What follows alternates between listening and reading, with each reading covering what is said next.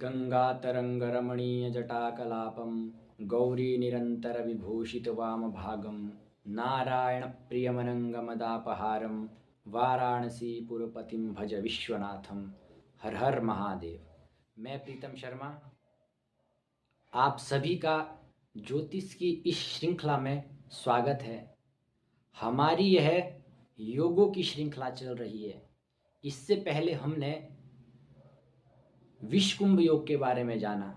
आज हम जानेंगे प्रीति योग के बारे में। लेकिन उससे पहले मैं आप सभी की जानकारी के लिए बता दूं, ज्योतिष में पंचांग का बहुत ज़्यादा महत्व होता है। पंचांग के 5 अंग होते हैं: तिथि, वार, नक्षत्र, योग और करण।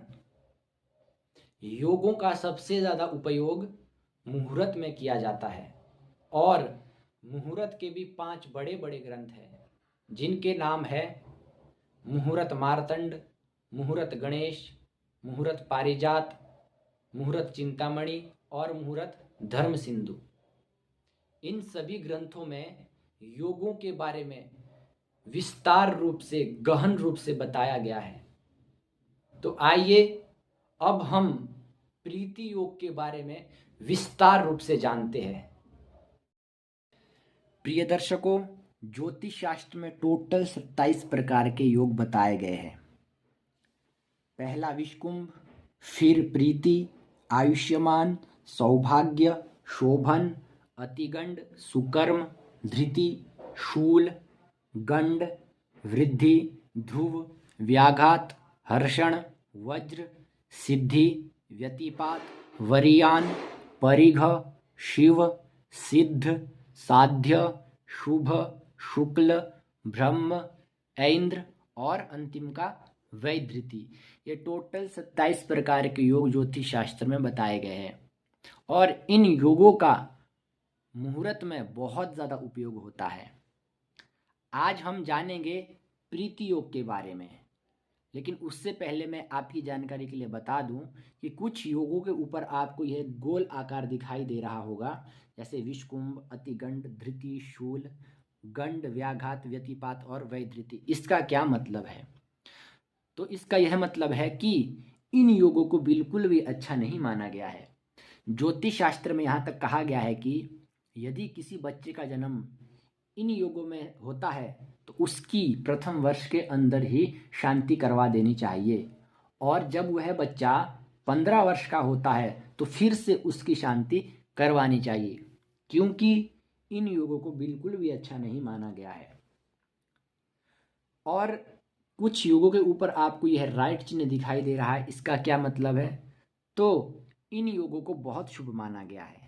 जितने भी योगों के ऊपर ये राइट चिन्ह आपको दिखाई दे रहा है, इन योगों को बहुत शुभ माना गया है।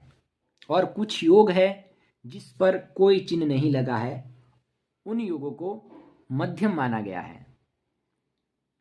तो आइए अब हम प्रीति योग के बारे में जानते हैं। प्रीति योग को ज्योतिष शास्त्र में बहुत शुभ माना गया है। आइए विस्तार रूप से इसके बारे में हम जानते हैं।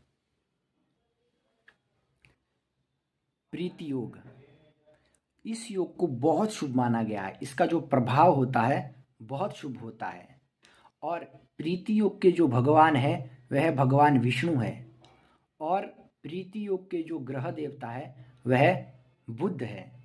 तो आइए अब हम प्रीति योग के बारे में जानते हैं कि जिस किसी भी मनुष्य का जन्म प्रीति योग में होता है उसका व्यक्तित्व कैसा होता है। आइए जानते हैं। मानसागरी में कहा गया है कि प्रीति योगे समुत्पन्नो योषितां वल्लभो भवेत् तत्वश्च महोत्साही स्वार्थे नित्य कृतोद्यमः। अर्थात प्रीति योगे समुत्पन्नो, प्रीति योग में जिस किसी भी मनुष्य का जन्म होता है वह योषितां वल्लभो भवेत्, वह स्त्रियों का बहुत प्रिय होता है, और तत्वश्च भवेत्, तत्वों का ज्ञाता होता है, और महोत्साही भवेत्, वह महा उत्साही होता है, और स्वार्थे नित्य कृतोद्यमः, वह अपने प्रयोजन की सिद्धि के लिए नित्य उद्योगशील रहता है। प्रिय दर्शकों, प्रीति योग को बहुत शुभ माना गया है।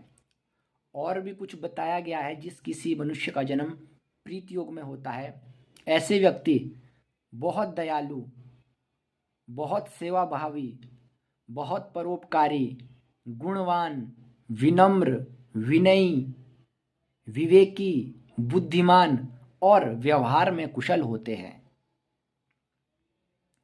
आइए अब जानते हैं कि जिस दिन प्रीति योग हो उस दिन हमें कौन कौन से कार्य करने चाहिए। जिस दिन प्रीति योग हो, यदि आपको किसी से फ्रेंडशिप करनी हो तो प्रीति योग के दिन आप फ्रेंडशिप कर सकते हैं। यह योग आपके लिए बहुत अच्छा होगा। और प्यार का इजहार भी आप प्रीति योग के दिन कर सकते हैं। इसमें आपको बहुत अच्छा फायदा मिलेगा।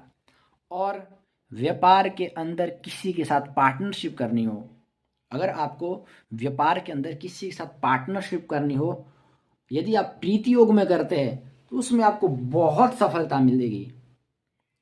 यदि नया व्यापार शुरू करना हो किसी पार्टनरशिप में तो प्रीति योग में आप कर सकते हैं।